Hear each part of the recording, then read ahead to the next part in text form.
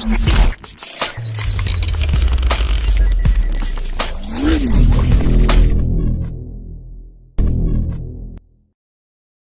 نشست میں جیسے کل کی نشست میں بھی ہم پاک چین اقتصادی راہداری کے حوالے سے بات کر رہے ہیں اور کوشش یہ ہے کہ مختلف زاویوں سے اس کو دیکھیں.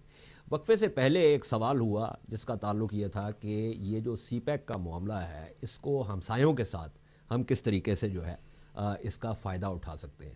اس میں ڈاکٹر مفتاح اسماعیل جن کو ہم خاص طور پہ اس لیے پینل پہ رکھا ہے کہ وہ ہمارے مہمانوں کے جو اعتراضات ہیں جو سوالات ہیں ان کے جواب دیں حکومت کے نمائندے ہونے کے ناطے and also as someone looking at C pack.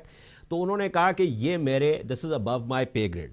اب چونکہ میں صحافی ہوں اور میرا کوئی پے گریڈ نہیں ہے, نتھنگ از ابو اور بلو مائی پے گریڈ, تو اور چونکہ یہ میرا ایریا بھی ہے تو میں اس میں یہ کہتا چلوں کہ ہمیں اس کو بہت اہمیت اس لیے دینی ہوگی کہ جو جیو پولیٹکس ہے وہ اب جیو اکنامکس اس کو ڈٹرمن کرتی ہے. اور چین کا یہ جو ون بیلٹ ون روڈ کا جو بہت بڑا ایک ایمبیشس منصوبہ ہے جس کا کل کے پروگرام میں ابتدائی میں ذکر ہوا, وہ جیو اکنامکس اور جیو اسٹریٹجی کا ایک امتزاج ہے اور یہ چین کی حکمت عملی کا ایک نقطہ ارتکاز ہے. اور ہمارے ہی ریاست نے جو کہ ایک اپنے آپ کو سیکیورٹی اسٹیٹ بنایا اور ہم بچپن سے یہ سنتے آ رہے ہیں کہ ہماری ایک بہت ہی اسٹریٹجک لوکیشن ہے. مسئلہ یہ ہے کہ اسٹریٹجک لوکیشن کا اس وقت تک فائدہ نہیں ہو سکتا جب تک ہم آس پاس دیواریں کھڑی کر دیں گے تو پھر اپنے آپ کو بند کر لیں گے. اور اگر صرف ہم یہ شمالاً جنوباً جانے کی کوشش کریں گے اور مشرق اور مغرب جانے کی کوشش نہیں کریں گے تو ہمیں کوئی زیادہ فائدہ نہیں ہوگا. اور اس کے اندر میں سمجھتا ہوں کہ حکومت کے ساتھ ساتھ جو ہے وہ جو ہماری ملٹری عسکری جو قیادت ہے, کیونکہ عسکری قیادت کا ایک اثر و نفوذ جو ہے وہ فورن پالیسی پہ وہ بہت گہرا رہا ہے بدقسمتی سے, and the tail has been wagging the dog. تو یہ اس لیے ڈاکٹر مفتاح اسماعیل نے کہا کہ دس از ابو ہز پے گریڈ. لیکن چونکہ as I said I am a free man, تو میں اس لیے اپنے پروگرام کے توسط سے یہ بات ضرور کرنا چاہوں گا کہ ریکا 6 میں بھی اشرف غنی صاحب نے یہ بات بالکل واضح طور پہ کی تھی کہ they want access to the Indian market and vice versa. تو میں یہ سمجھتا ہوں کہ یہ چیز بھی ایک بہت اہم ہے اس حوالے سے. بہرحال یہ تو ایک طرح سے ایک میں سمجھتا ہوں کہ جملہ معترضہ تھا میری طرف سے, لیکن let me go back to what we were discussing.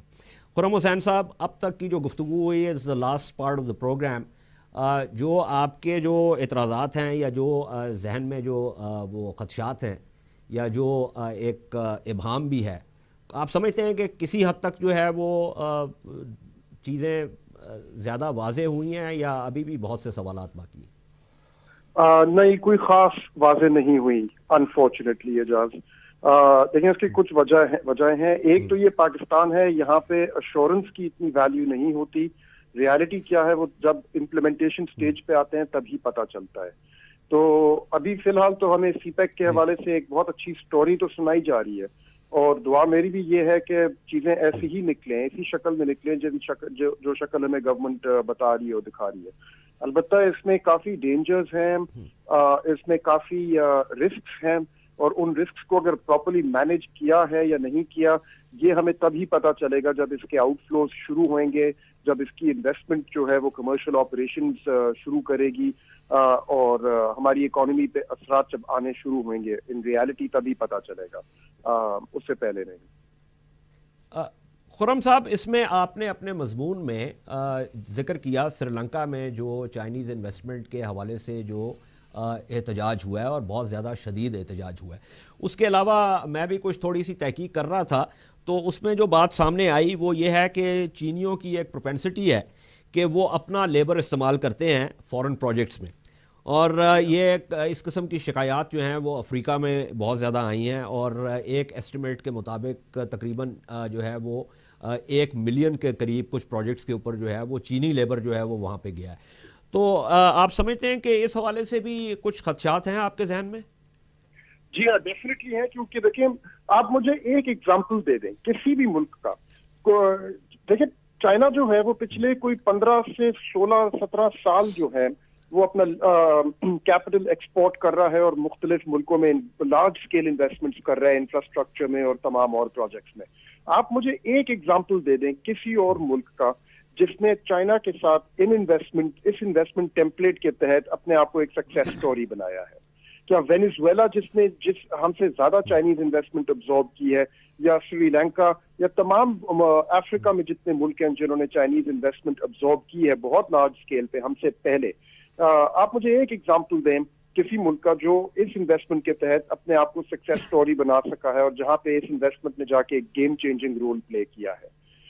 میں نے سری لنکا کا ایگزامپل اس لیے صرف دیا تھا کیونکہ وہ ایک ایگزامپل ہمارے سامنے ہے جہاں پہ یہ انویسٹمنٹ گئی ہے کافی لارج اسکیل پہ and things did not work out as planned, اور وہ انویسٹمنٹ ان کے گلے لگ گئی، اس کی جو ری پیمنٹس تھیں وہ ان کو مجبوراً کرنی پڑی، اور وہ ری اسکیڈولنگ میں ان کو پھر اپنی ٹیریٹری دینی پڑی، اپنے اس پورٹ کا کنٹرول دینا پڑا over to the Chinese and what not.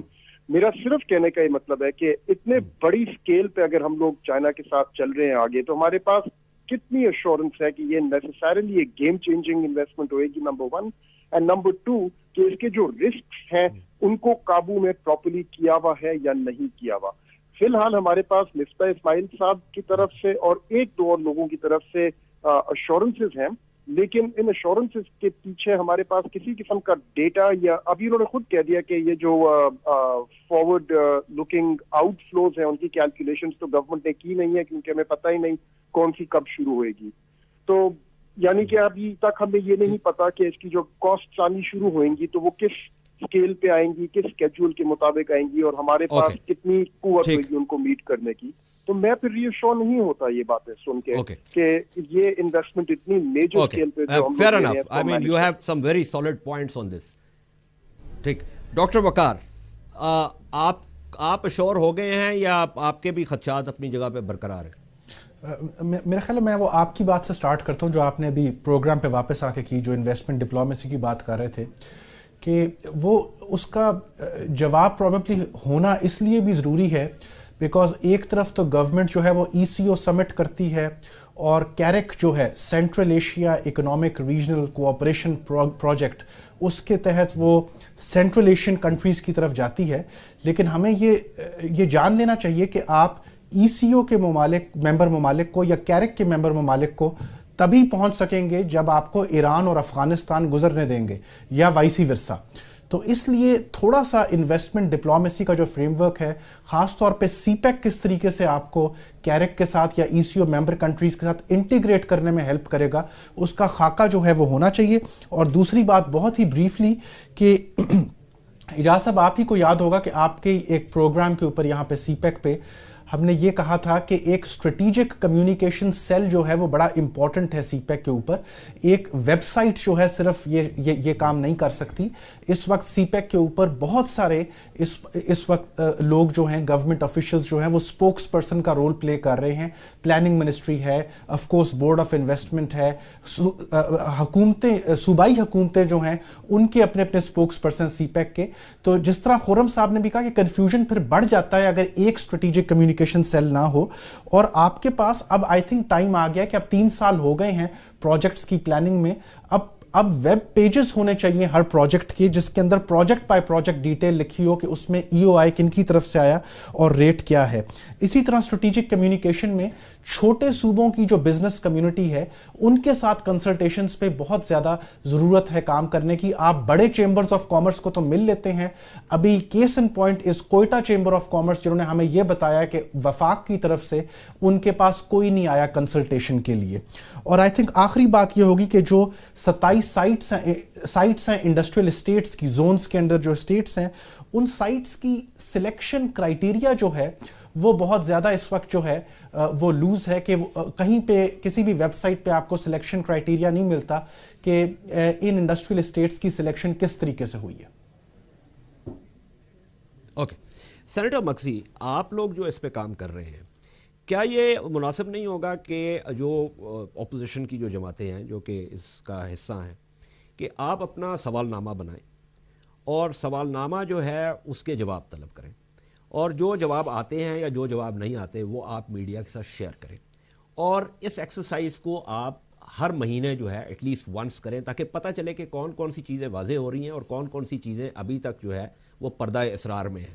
جی جا صاحب، اسی سے ٹیل یو کہ جو سی پیک کی ہماری سینیٹ کی کمیٹی ہے یا جو پلاننگ کی کمیٹی ہے، تقریباً مہینے میں ایک دفعہ اس کی کوئی نہ کوئی میٹنگ ہوتی ضرور ہے اور وہ پریس ساری وہاں موجود ہوتی ہے اور ہم سوالات پوچھتے جاتے ہیں. اینڈ 3 سال آپ کے گزر گئے ہیں, 3 سال میں ہمیں ابھی تک ٹرانسپیرنسی نہیں نظر آ رہی. اور یہ parliamentarians across the board, government کے بھی پارلیمنٹیرین, مطلب ٹریجری بینچز کے بھی parliamentarians are members of these committees, they are also there and they ask valid questions also and we try that. مطلب ٹریجری کے بھی ہم اسٹینڈنگ کمیٹی میں ایسے ہم کوشش یہ ہوتی ہے کہ it's about party politics, it is a check and balance on how government is running, government کام کس طرح کری. اسٹینڈنگ کمیٹی کا بیسک مقصد ہی یہی ہوتا ہے کہ گورنمنٹ کو آپ چیک کریں کہ وہ صحیح طرح کام کر رہی ہے یا نہیں کر رہی ہے. اس میں ٹریجری بینچز کے بھی ہوتے ہیں, اپوزیشن کے بھی ہوتے ہیں, فرق صوبوں سے ہوتے ہیں, سب کے ویوز آتے ہیں اس میں.